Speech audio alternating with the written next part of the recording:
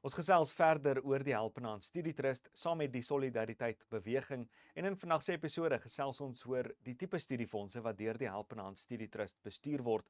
Hoe word die rentevrye studielenings wat aan die studente toegeken word gefinansier? Vandag het ons die voorreg om te gesels met iemand wat 'n kernrol speel in die bou van die Solidariteit Beweging.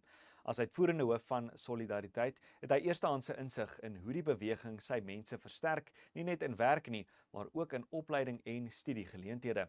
Een van die belangrikste maniere waarop Solidariteit dit doen, is deur hulle eie studiefondse, 'n unieke model waar lede se bydraes studente se studies moontlik maak. Baie welkom en dankie Dr. Dirk Herman, die hoof van die Solidariteit Beweging. Is lekker om hier te wees. Is lekker om hier te hê en Jolandi, welkom aan jou ook. Baie dankie Dian. Dirk, Solidariteit se studiefonds word deur ledegeld opgebou. Hoekom is dit vir julle belangrik om dit so te befonds? Ja, ek wil so 'n trekkie teruggee en so ongeveer 25 jaar gelede het ons besef dat as jy werklik 'n toekoms vir ons mense en spesifiek vir jong mense wil skep, dan moet dit deur opleiding wees. So ons het dwars deur die land gereis en ons het vergaderings gehad op fabrieksvloere en by myne en ons het ons lede gevra om elkeen so R10 ekstra te gee vir opleidingsinstellings en hulle het dit ook so gedoen. Maar toe het ons ook besef dat ons moet ook ons lede se kinders in staat stel om te kan studeer by die opleidingsinstellings. En toe het ons weer vir ons lede gevra, gee elkeen R5.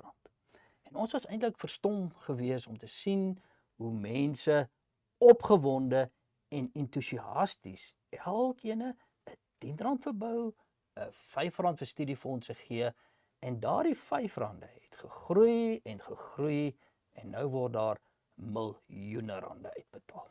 Ek wou nou gevra het van die impak wat die Solidariteit Beweging het op opleiding, maar ek dink hierdie klein bietjies geld het 'n reuse impak op die einde van die dag. Dit het 'n reuse impak. Ek sê altyd Solidaritetslede is regtig helde. Want wat gebeur is, hulle gaan en hulle help iemand, maar hulle ken nie eers die persoon se naam nie.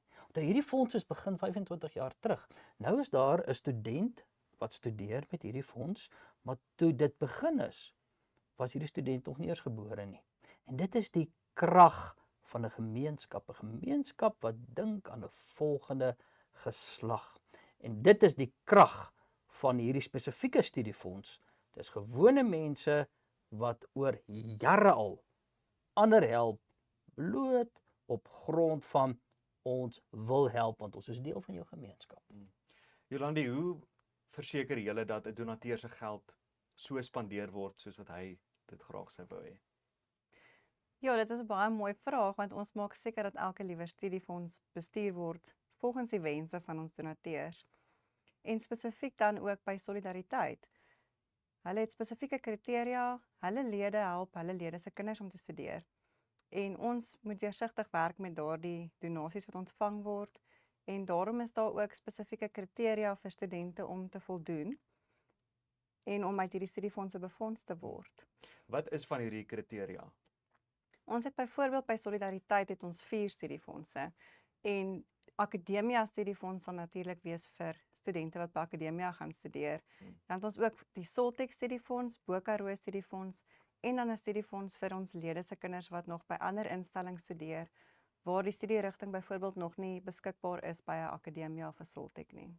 Dirk en Jolandi, wat is die een ding wat luisteraars moet onthou rondom hierdie studiefonds? Ek dink die eerste ding is die belangrikheid dat 'n mens moet bereid wees om te help. En dit is wat vir my so mooi was. Ek dink as mens hier kyk rondom 1994, toe het almal eintlik gevoel daar was 'n reuse verlies geweest. Mense het baie dinge verloor. Maar daar was nie 'n Akademia wat intussen gebou is nie. Daar was nie 'n Soltech wat intussen gebou is nie. Daar was nie 'n Bokaroo opleiding wat intussen gebou is nie. Daar was nie 'n opleidingsinstituut van die Help en Hand wat versorgers oplei nie. So wat gebeur het is die gemeenskap het net eenvoudig ingeklim en gehelp. En toe het hulle gesê, maar nou moet ons hulle help met studiegeld ook. En nou moet ons hulle in staat stel om by hierdie verskillende instellings te studeer. En dis die groot ding wat hierdie spesifieke studiefonds leer. En dit is 'n gemeenskap wat verantwoordelikheid vat vir hulle eie jong mense. Kan dit doen en dis kragtig en hulle bou so aan 'n toekoms. En dit is die groot boodskap van hierdie studiefonds. Met bietjies bou ons 'n groot toekoms. So belangrik. Dirk, dankie vir die werk wat julle doen. Ek dink meeste van ons in hierdie kamer ken iemand wat gehelp is deur hierdie studiefonds en dit is so lekker om die toekoms van Suid-Afrika te sien groei op hierdie mooi manier. Jolandi, dankie ook vir jou tyd. Baie dankie. Dankie. Vir meer inligting kan jy gerus hulle webtuiste besoek by www.helpenhandstudietrust.co.za of jy kan 'n e-pos stuur na studietrust@helpenhand.co.za.